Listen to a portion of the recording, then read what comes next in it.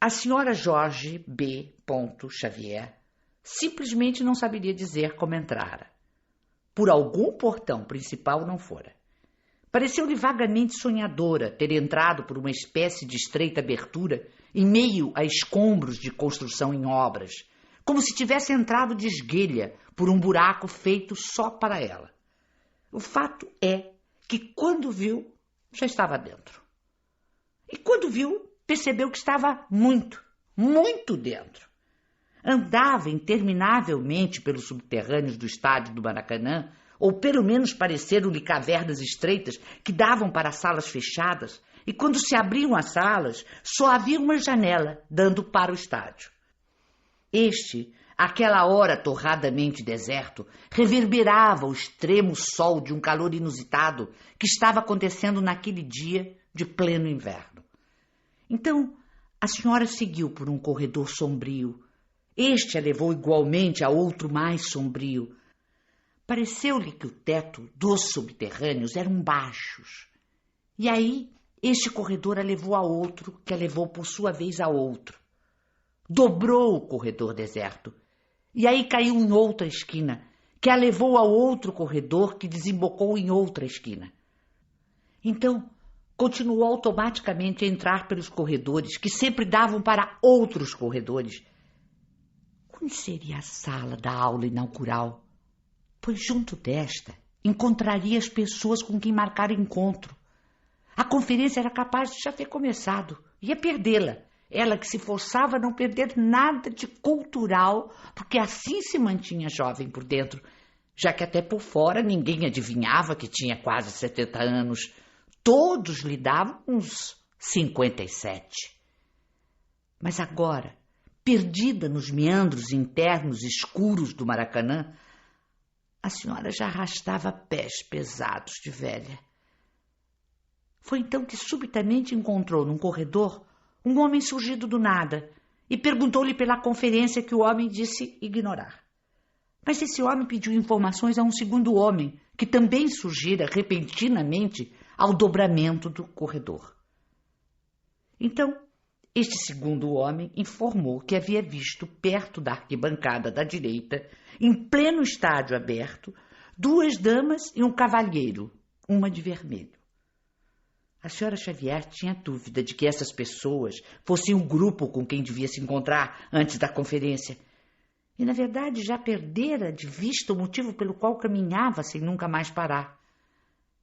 De qualquer modo, seguiu o homem para o estádio, onde parou, ofuscada no espaço oco de luz escancarada e mudez aberta, o estádio nu, desventrado, sem bola nem futebol.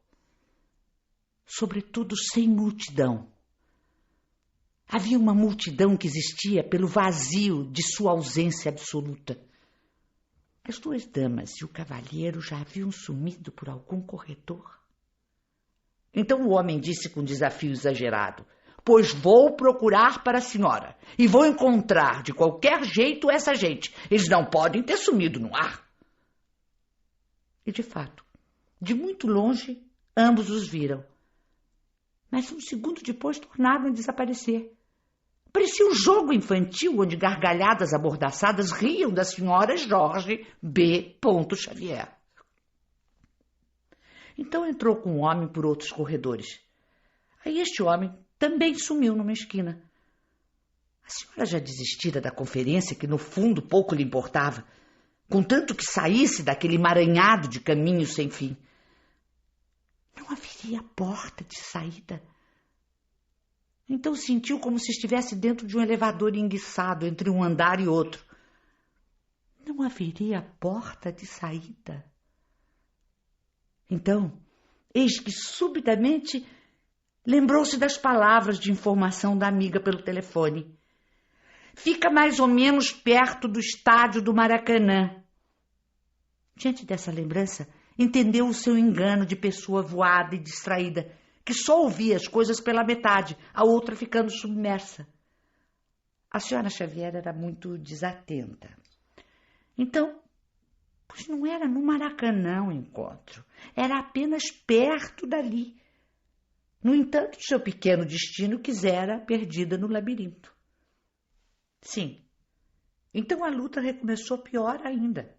Queria por força sair de lá e não sabia como nem por onde. E de novo apareceu no corredor aquele homem que procurava as pessoas e que de novo lhe garantiu que as acharia, porque não podiam ter sumido no ar. Ele disse assim mesmo: as pessoas não podem ter sumido no ar. A senhora informou: não precisa mais se incomodar de procurar, sim. Muito obrigada, sim. Porque o lugar onde preciso encontrar as pessoas não é no Maracanã. O homem parou imediatamente de andar para olhá-la perplexo. Então, que é que a senhora está fazendo aqui? Ela quis explicar que sua vida era assim mesmo, mas nem sequer sabia o que queria dizer com assim mesmo, nem com a sua vida.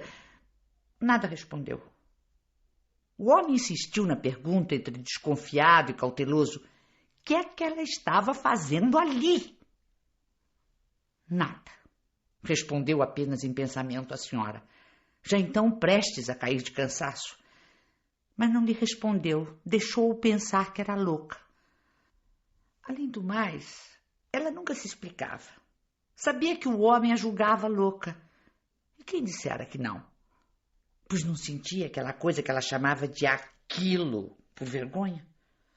Se bem que soubesse ter a chamada saúde mental tão boa que só podia se comparar com a sua saúde física. Saúde física já agora arrebentada, pois rastejava os pés de muitos anos de caminho pelo labirinto. Sua via crucis estava vestida de lã muito grossa e sufocava, suada, ao inesperado calor de um auge de verão. Esse dia de verão que era um alejão do inverno. As pernas lhe doíam ao peso da velha cruz. Já se resignara de algum modo a nunca mais sair do Maracanã, a morrer ali, de coração exângue. Então, e como sempre, era só depois de desistir das coisas desejadas que elas aconteciam. O que lhe ocorreu de repente foi uma ideia. Mas que velha maluca eu sou! Por que, em vez de continuar a perguntar pelas pessoas que não estavam lá, não procurava o homem, indagava dele como se saía dos corredores? Pois o que queria era apenas sair e não encontrar-se com ninguém.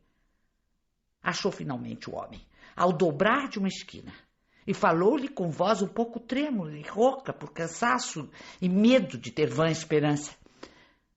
O homem desconfiado concordou mais do que depressa que era melhor mesmo que ela fosse embora para casa e disse-lhe com cuidado: a senhora parece que não está muito bem da cabeça. Talvez seja esse calor esquisito. Dito isto, então simplesmente o homem entrou com ela no primeiro corredor e na esquina avistaram-se os 2 largos portões abertos. Apenas assim? Tão fácil? Assim? Apenas assim? Então a senhora pensou sem nada concluir que só para ela é que se havia tornado impossível achar a saída. A senhora Xavier estava apenas um pouco espantada e ao mesmo tempo habituada. Na certa, cada um tinha o próprio caminho a percorrer interminavelmente, fazendo isto parte do destino, no qual ela não sabia se acreditava ou não. E havia o táxi passando.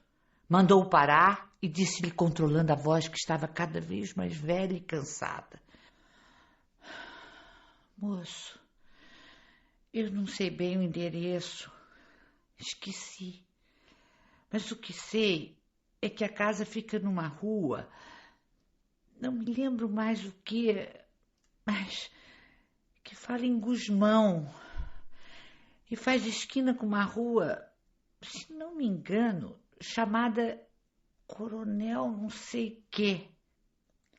O chofer foi paciente como com uma criança. Pois então não se afobe. Vamos procurar calmamente uma rua que tenha Gusmão no meio e Coronel no fim.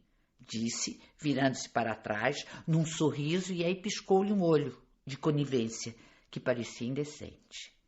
Partiram os solavancos que lhe sacudiam as entranhas.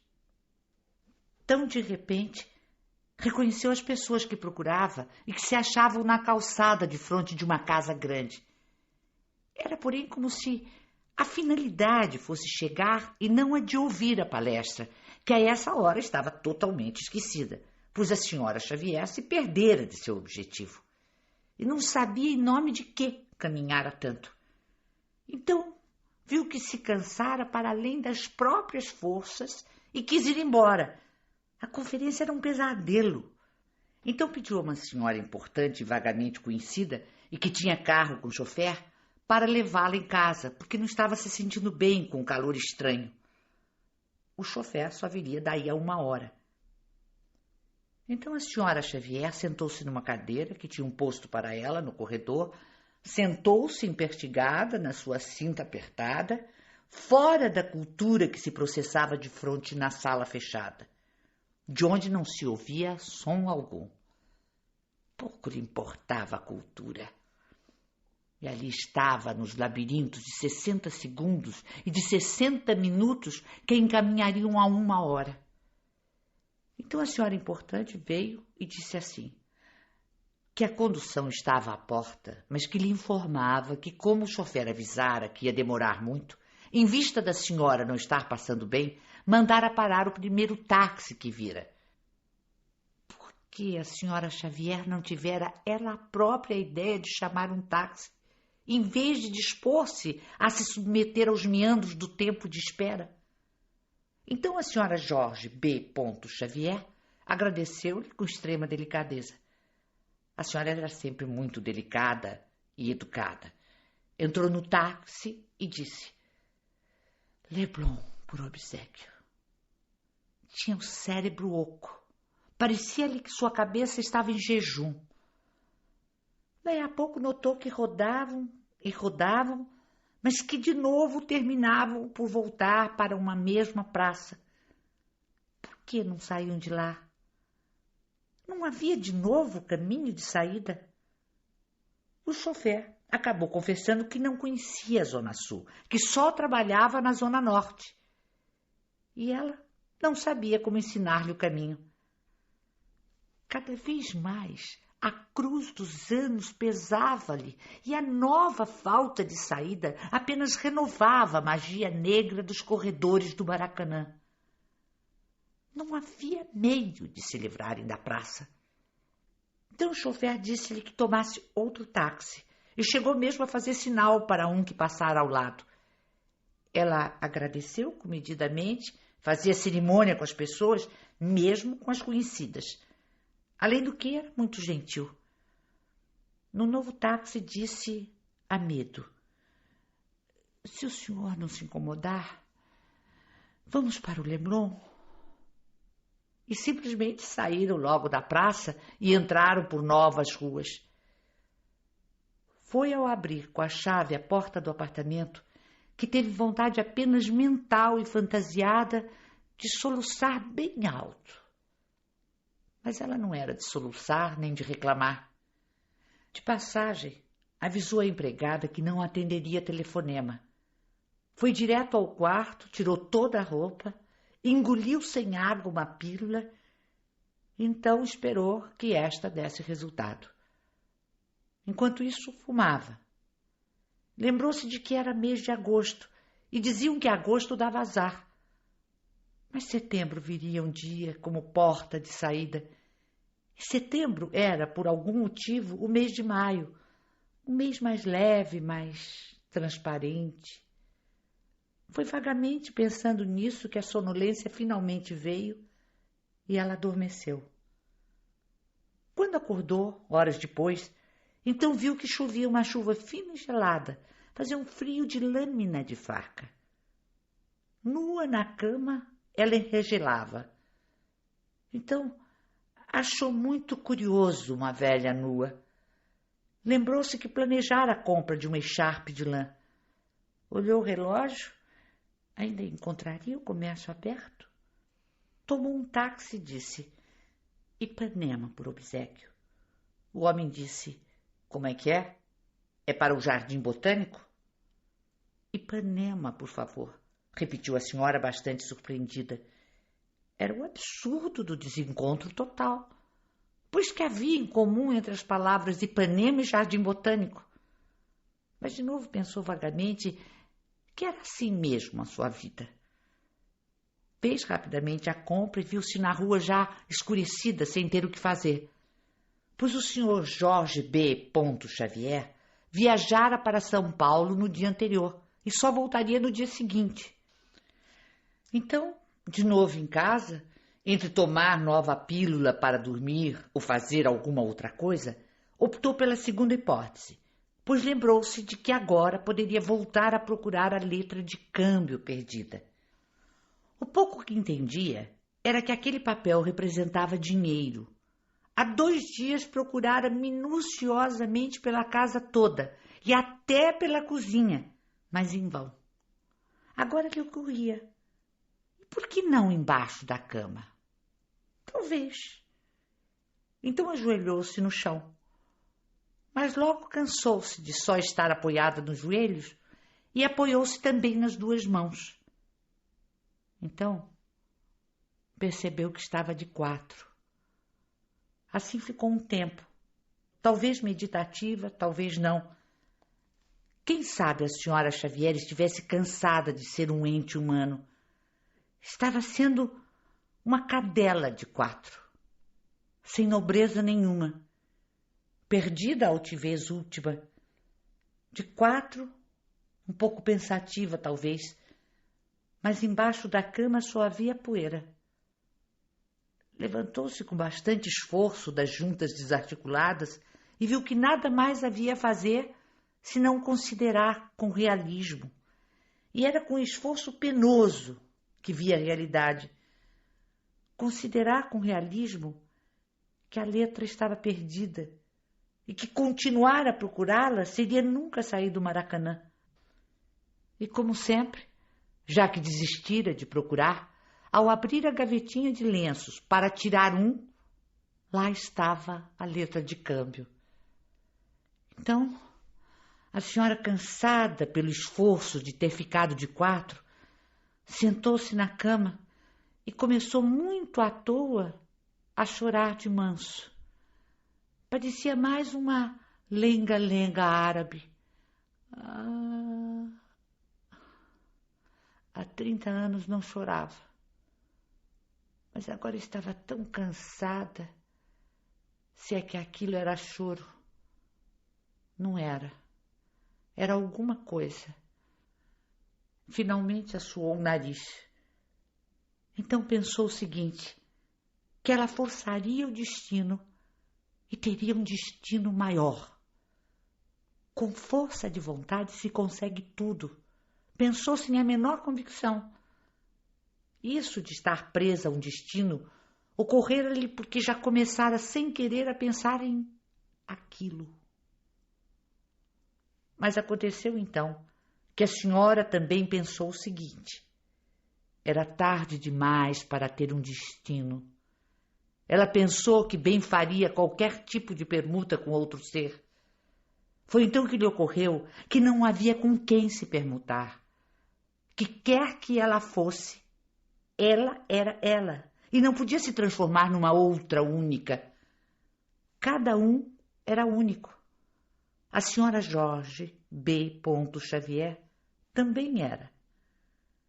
Mas tudo que lhe acontecer ainda era preferível a sentir aquilo. E aquilo veio com seus longos corredores sem saída. Aquilo, agora sem nenhum pudor, era a fome dolorosa de suas entranhas, fome de ser possuída pelo inalcançável ídolo de televisão. Não perdia um só programa dele. Então, já que não pudera se impedir de pensar nele, o jeito era deixar-se pensar e relembrar o rosto de menina moça de Roberto Carlos, meu amor. Foi lavar as mãos sujas de poeira e viu-se no espelho da pia. Então a senhora Xavier pensou assim: se eu quiser muito, mas muito mesmo, ele será meu, por ao menos uma noite. Acreditava vagamente na força de vontade. De novo se emaranhou no desejo que era retorcido e estrangulado. Mas quem sabe? Se desistisse de Roberto Carlos, então é que as coisas entre ele e ela aconteceriam. A senhora Xavier meditou um pouco sobre o assunto. Então, espertamente, fingiu que desistia de Roberto Carlos.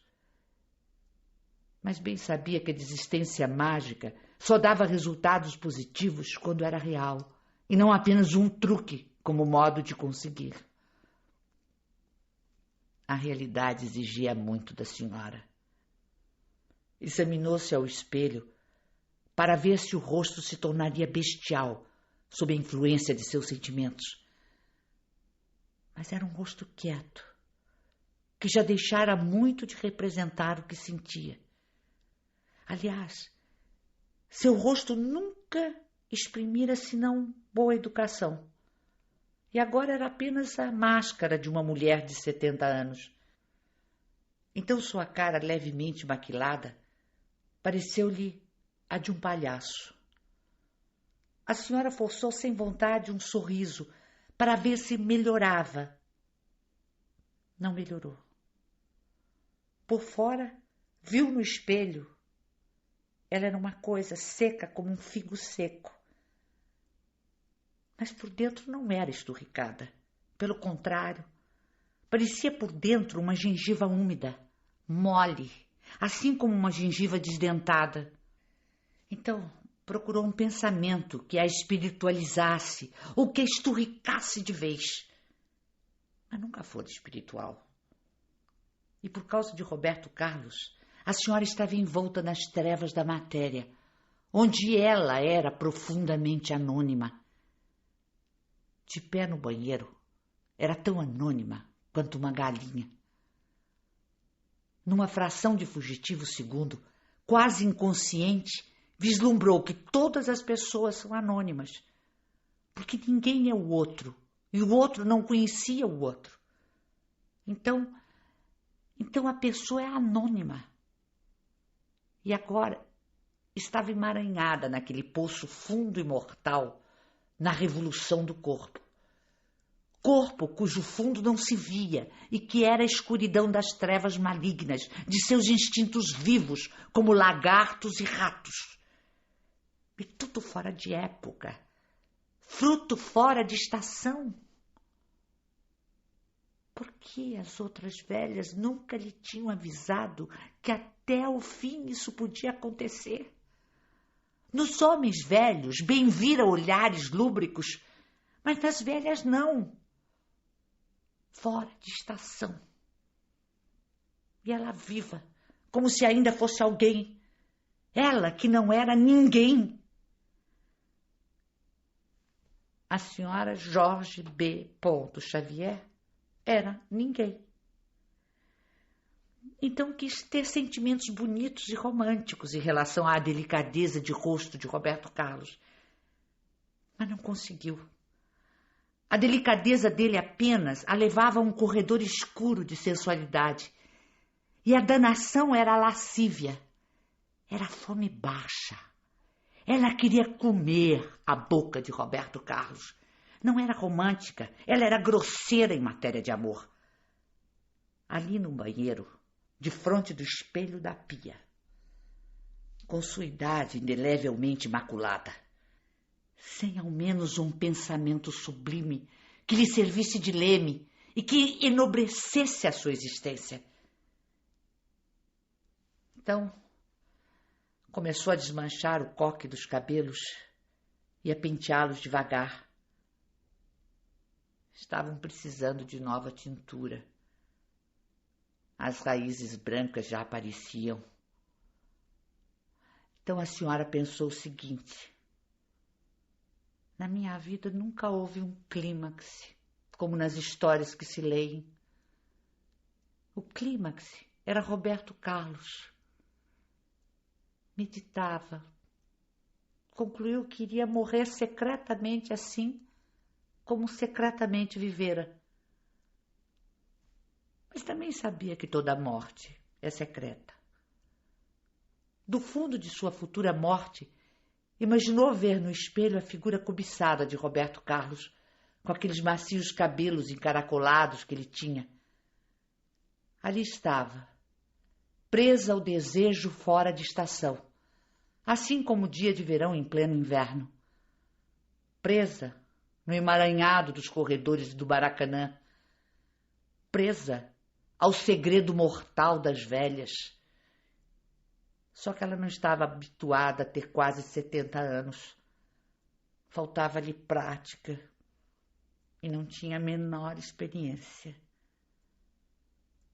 Então, disse alto e bem sozinha: Robertinho Carlinhos. E acrescentou ainda: meu amor. Ouviu sua voz com estranheza, como se estivesse pela primeira vez fazendo, sem nenhum pudor ou sentimento de culpa, a confissão que, no entanto, deveria ser vergonhosa. A senhora devaneou que era capaz de Robertinho não querer aceitar o seu amor, porque tinha ela a própria consciência de que este amor era muito piegas, milosamente voluptuoso e guloso.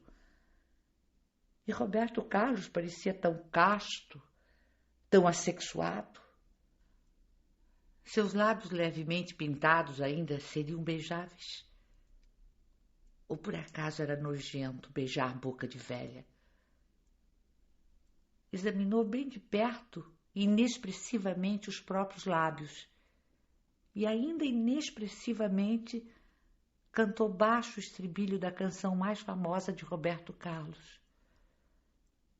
Quero que você me aqueça neste inverno e que tudo mais vá pro inferno. Foi então que a senhora Jorge B. Xavier bruscamente dobrou-se sobre a pia, como se fosse vomitar as vísceras, e interrompeu sua vida com uma mudez estraçalhante.